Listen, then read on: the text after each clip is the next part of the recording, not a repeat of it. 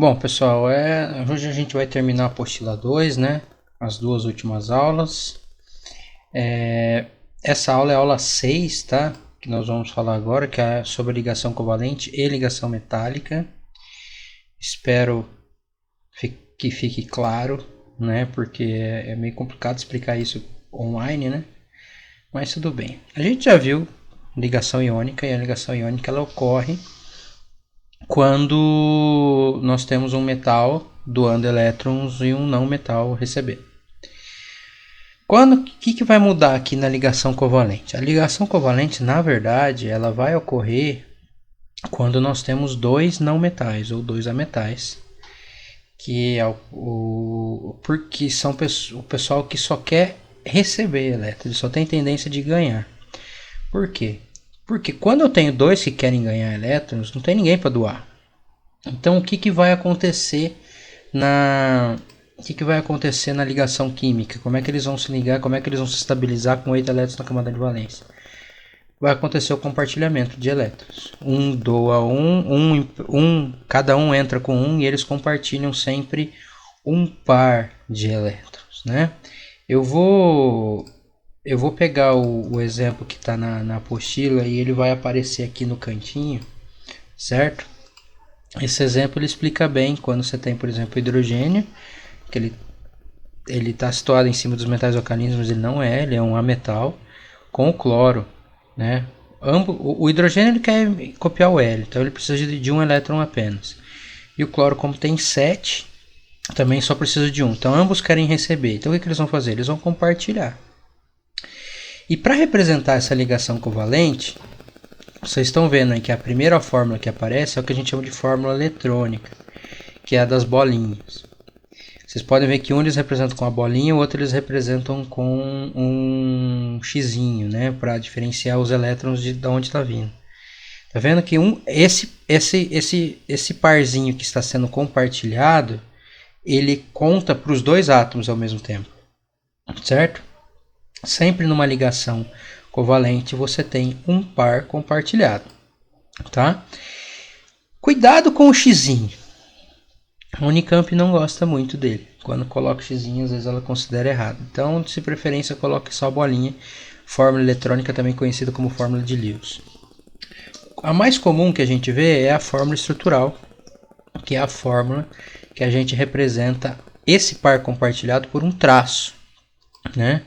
Cada ligação covalente é representada por um traço. E depois nós temos a fórmula molecular, que a gente já está acostumado. Aí você tem a representação tanto do HCl quanto do Cl2. Tá? O que eu quero que vocês notem é que assim, a fórmula eletrônica ela é a única que representa os pares de elétrons que também não estão sendo compartilhados. Tá? Os elétrons são sempre impares, então você vai ter sempre 4 par. Você pode ver aí que tanto na água quanto no nitrogênio você tem par não compartilhado.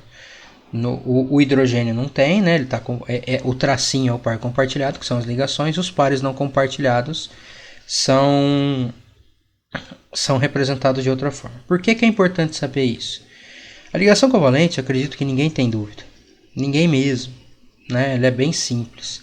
Ela pode ser uma ligação simples, ela pode ser uma ligação dupla, pode ser até uma ligação tripla. Nunca quádrupla. Por mais que o carbono faz obrigatoriamente 4 ligações, ele nunca vai fazer uma ligação quádrupla, no máximo tripla. Aí essa quarta ligação tem que ser feita com outro átomo. Mas entre dois átomos é no máximo tripla. Por que eu tenho que saber esse par não compartilhado? Porque existe uma coisinha que nem está aí na apostila, mas que é muito importante para a gente entender determinadas fórmulas estruturais, porque determinadas fórmulas estruturais aparentemente não é seguida a regra do octeto, e que é a ligação covalente dativa ou coordenada. Não se usa mais esse termo, aí na apostila eles mostram um esquema para você montar a fórmula estrutural, que eu nem vou falar, mas eu vou explicar como é que fica a ligação covalente coordenada, tá? Ou dativa, que ela é muito interessante, tá? Porque sem ela a gente não consegue montar uma série de moléculas. Então, gente, o que vai acontecer? Eu vou fazer um corte no vídeo, certo? Eu vou parar aqui e eu vou mostrar a folha como se fosse uma lousa. Estão vendo que eu não tenho lousa aqui. E aí eu vou desenhar e vou explicar como é que funciona a ligação covalente da ativa pra gente. Beleza? Bom, pessoal, vocês devem estar olhando para a folha aqui, né? Eu vou desenhar o que eu vou precisar. O que eu vou fazer para vocês? Eu vou fazer um exemplo de como funciona a ligação covalente da ativa. Ela é um pouquinho diferente da normal. A normal é um compartilhamento de um par eletrônico em que cada átomo entra com um elétron, né? A da ativa é um pouco diferente. Então eu vou usar como exemplo a ligação entre o enxofre e o oxigênio, certo? O enxofre, gente, ele tem número atômico 16 e o oxigênio tem número atômico 8. Ambos estão no grupo 16 da tabela periódica, que são os calcogênios, então ambos têm 6 elétrons na camada de valência. Então, se formos fazer uma ligação aqui entre o oxigênio, que tem 1, 2, 3, 4, 5, 6, e o enxofre, 1, 2, 3, 4, 5, 6, nós rapidamente vamos fazer um compartilhamento. Eles precisam de 2 para completar 8, ambos, né? Então eles vão fazer um compartilhamento aqui, vão fazer outro compartilhamento aqui, duas ligações covalentes comuns, e nós teremos a molécula de SO, correto? Ambos estão com 8. Só que eu tenho um probleminha. Essa molécula não existe na vida real. Na verdade, o que a gente encontra na natureza são outras duas moléculas, SO2 e SO3. Aonde eu vou enfiar esse outro oxigênio, sendo que eu já tenho os 8 elétrons na camada de valência? É aí que entra a explicação da ligação covalente da ativa. A ligação covalente da ativa, ela ocorre porque dá uma olhadinha aqui, ó. Tá vendo que o enxofre tem 2 pares de elétrons que estão livres sem ligar com ninguém? Esses pares podem ser emprestados para algum átomo que necessite exatamente de 2 elétrons. Normalmente quem vai receber esse empréstimo desse par de elétrons livre é o oxigênio, por estar no grupo 16, mas pode ser o enxofre também, mas geralmente o oxigênio, 90% das vezes é o oxigênio. Aí na apostila tem um exemplo da molécula de CO, que depois eu vou explicar aqui também. Como é que vai funcionar? Você sempre tem um átomo central, vou subir um pouquinho aqui, tá? O enxofre, no caso, é o átomo central, ele tem 6 elétrons, né, na camada de valência, e vou fazer primeiro o SO2. Vou pegar um oxigênio tem 6 também. Eles vão fazer duas ligações, 2 compartilhamentos comuns, 2 ligações covalentes comuns, correto? E tá tudo certo. Aonde que eu enfio esse outro oxigênio? Gente, o oxigênio ele vai entrar aqui, ó. O oxigênio ele tem 6, né? 1, 2, 3, 4, 5, 6. Para ele se estabilizar, ele precisa de mais 2. Ninguém tem para emprestar para ele. Para emprestar não, ninguém tem para compartilhar. Porém, esse par de elétrons do enxofre que está livre aqui pode ser emprestado. Note, não é uma doação, é um empréstimo apenas para que o oxigênio se estabilize. E aí formar o que a gente chama de ligação covalente da ativa. Então, qual que é a diferença entre a ligação covalente comum e a da ativa? A da ativa é o compartilhamento de um par eletrônico em que cada átomo compartilha um elétron. A ligação covalente da ativa é o empréstimo de um par de elétrons livre por parte de um e o recebimento de um par por parte de 2. Então você nunca vai ver, por exemplo, o cloro recebendo um par de elétrons livre, porque o cloro só precisa de um. Ele não vai fazer a da ativa recebendo um par. Ele pode até doar que ele tem pares livres, mas recebendo nunca ele vai estar. Geralmente vai ser o oxigênio. Então na representação, gente, geralmente se faz isso. Representa-se a da ativa com uma seta. E lógico que não posso esquecer que ficou outro par. O SO3, o outro oxigênio entraria nesse par livre aqui, que a gente não está. Hoje em dia a gente acha muito essa representação aqui, ó, considerando a ligação covalente da ativa como uma ligação covalente normal. Mas fica um pouco estranho porque, para quem não entende direito, acha que o enxofre vai fazer 3 ligações e ele só faz 2. Então fica um pouco esquisito, tá? Detalhe. O pessoal do grupo 15, que é o nitrogênio, ele tem 5 elétrons. Então ele vai sempre fazer 3 ligações e ele pode fazer uma dativa. Esse é o problema da dativa. A dativa pode ou não ser feita. Não é obrigatório. A covalente comum é, a dativa não. Pessoal, o enxofre do grupo 16. 1, 2, 3, 4 e vai fazer 2 ligações.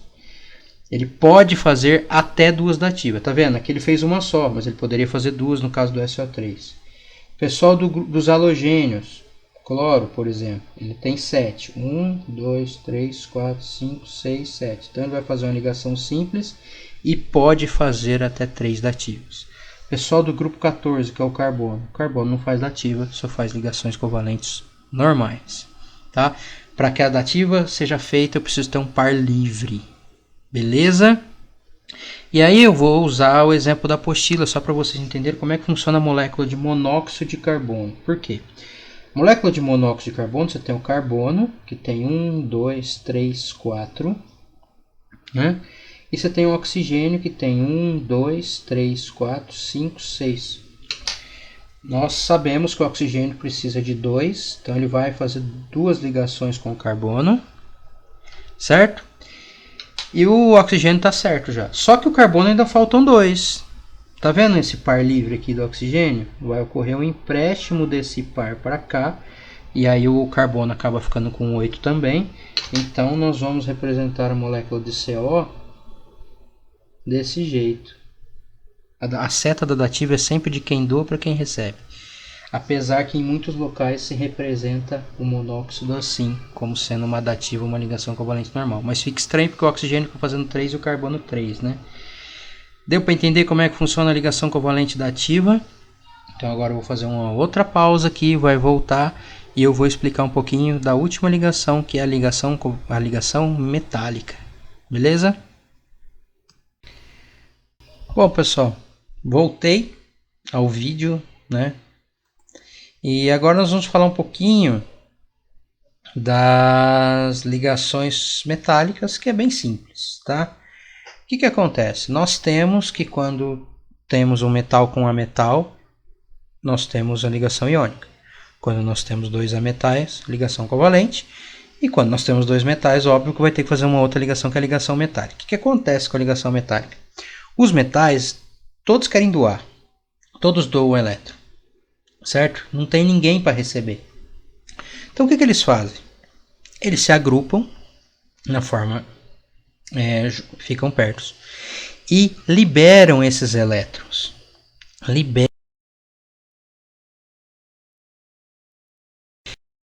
um cátion e esses cátions ficam flutuando fixos nesse que a gente chama de mar de elétrons que está sendo representado aí que vocês estão vendo, certo?